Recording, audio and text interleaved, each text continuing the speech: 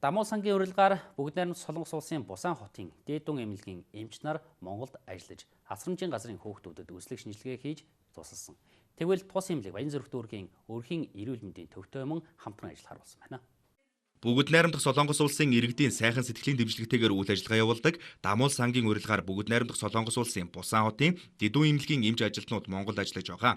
Тэдний хувьд асрамжийн газар өсөж байгаа бүтэн болон хагас үнчин гэр оронгүй хүүхдүүдэд үзлэг шинжилгээ хийж давхар судалгаа явуулан Монголд эмчлэгдэх боломжгүй өвчтөе хүүхдүүдийг бүгд найрамдах Солонгос улс дахь өөрийн эмнэлэгтээ үн төлбөргүй эмчлэх зорилготой байгаа юм. Тэгвэл дээрх ажлаа явуулахаас гадна Дээдун эмнэлгийнхэн Баян Зүрх дүүргийн өрхийн эрүүл мэндийн төвтэй хамтран ажиллахаар болсон байна. Дамул сангийн хувьд бүгд найрамдах Солонгос улс дахь сайхан сэтгэлтэй иргэд албан байгууллагатай хамтран цаашид хүмүүнлэгийн чиглэлээр олон ажил хийхээр төлөвлөж байгаа.